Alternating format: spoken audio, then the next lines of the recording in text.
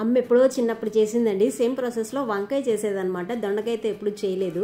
నేనైతే దొండకాయ ట్రై చేశానండి. మీరు ఎప్పుడైనా దొండకాయ అయితే ఇలా ట్రై చేసింటే నాకు కామెంట్ చేయండి. హాయ్ అండి, అందరూ ఎలా ఉన్నారు? నేనైతే చాలా బాగున్నాను. మీరు కూడా బాగుండాలని కోరుకుంటున్నాను. ఫస్ట్ అయితే నేను ఈరోజు 2 రెసిపీస్ చూపిస్తున్నానండి. ఒకటి దొండకాయ కర్రీ అండ్ పుదీనా పచ్చడి అనమాట. అమ్మ స్టైల్లో, మా ఆంధ్ర స్టైల్లో అనమాట.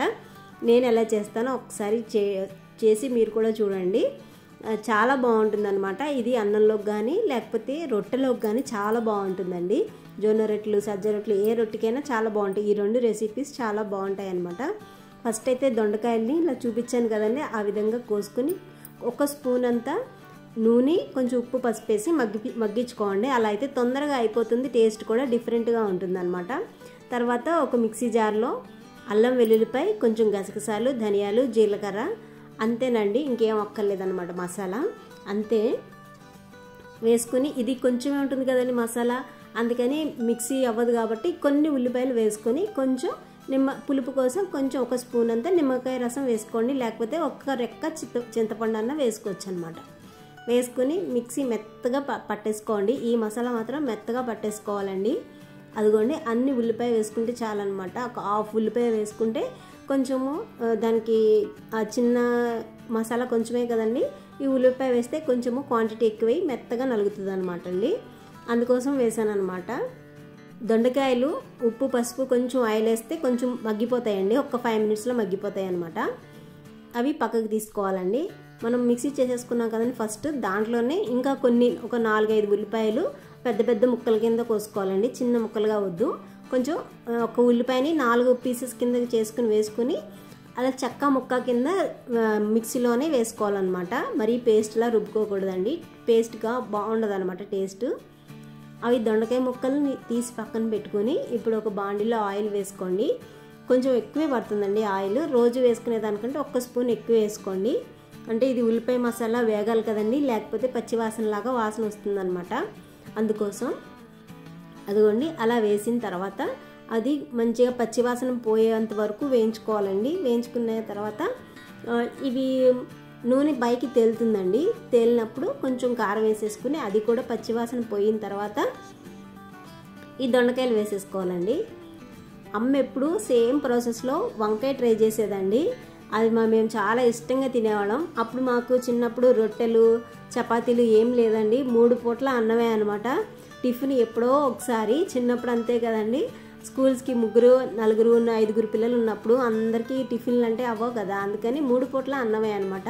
ఒక్కొక్కసారి మేము చెద్దన్నం కూడా తినేసి వెళ్ళేవాళ్ళం అండి.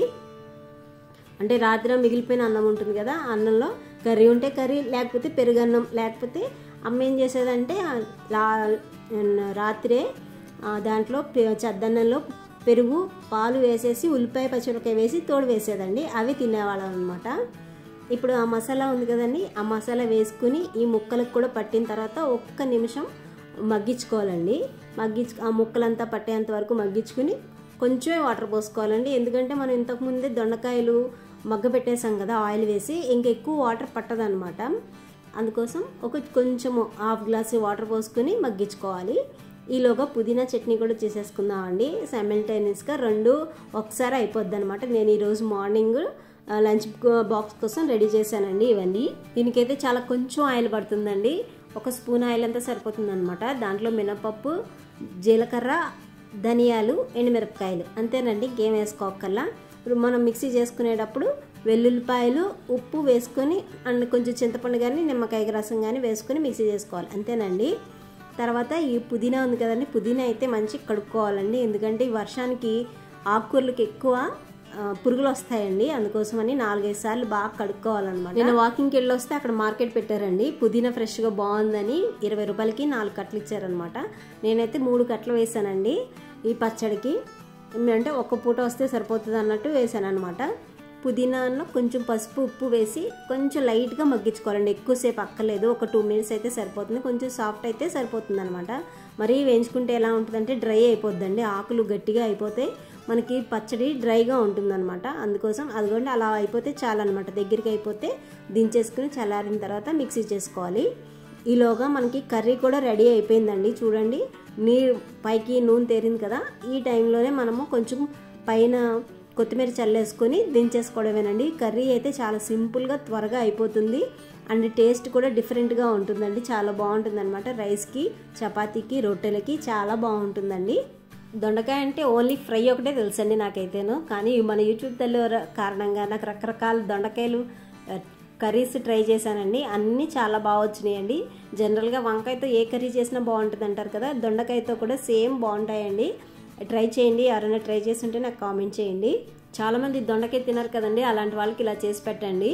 కావాలంటే దీంట్లోనే కొంచెం గరం మసాలా కూడా వేసుకోవచ్చండి. అంటే మైల్డ్గా తినేవాళ్ళకి ఇలా తినచ్చండి. కొంచెం ఘాటుగా తినేవాళ్ళు కొంచెం గరం మసాలా వేసుకున్నా కానీ చాలా బాగుంటుంది అనమాట.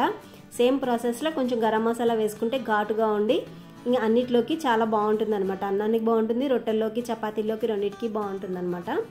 ఇంకా తర్వాత ఈ మసాలాలన్నీ ఎలా పట్టాలంటే, అంటే మనం చట్నీ చేసుకునే మసాలా ఉంటుంది కదండి, అదే పప్పులు అవన్నీ వేయించాం కదా, అవన్నీ వేసేసుకొని ఫస్ట్ ఇవి మిక్సీ పట్టుకోవాలండి. అన్నీ కలిపి మిక్సీ పట్టకూడదు, ఎందుకంటే ఇవేమో తొందరగా నలిగిపోతాయి కదండి ఆకులు. ఈ పోపులేమో తొందరగా నలగవు అన్నమాట. అందుకని ఫస్ట్ పోపులు నలగొట్టేసుకుని తర్వాత ఇలా ఆకులు వేసుకొని, పుదీనా ఆకులు వేసుకొని మిక్సీ పట్టుకోవాలండి. నేను చింతపండు ప్లేస్లో నిమ్మకాయ పిండుకుంటున్నానండి. అదిగోండి చూడండి, నేను పొద్దున్న లంచ్కి ఒక హాఫ్ అన్ అవర్లో ఇవి రెండు అయిపోయినాయి అనమాట. అలాగా నేను లంచ్ బాక్స్కి పెట్టానండి. కొంచెం ఆయిల్ వేసుకుని ఉల్లిపాయ పెట్టి పెట్టాను అనమాట. టేస్ట్ అయితే చాలా బాగుంటుందండి.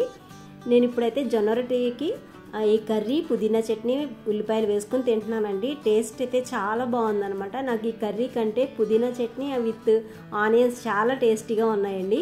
కొంచెం ఆయిల్ వేసుకుంటే చాలా బాగుంటుంది అనమాట. నేను ఆయిల్ తినకూడదు అన్నారు డాక్టర్ గారు, అందుకని తినట్లేదు అనమాట. లేకపోతే జనరల్గా అయితే నేను కొంచెం నువ్వుల నూనె కానీ పల్లి నూనె కానీ వేసుకొని తింటాను అనమాట. చాలా బాగుంటుంది, కాంబినేషన్ చాలా బాగుంటుంది అనమాట. ఇలా మీరు ఎప్పుడైనా ట్రై చేశారా? ట్రై చేసింటే నాకు కామెంట్ చేయండి. ఈ వీడియో నచ్చితే కనుక లైక్ చేసి చిన్న కామెంట్ చేయండి. అంతవరకు take care and by by.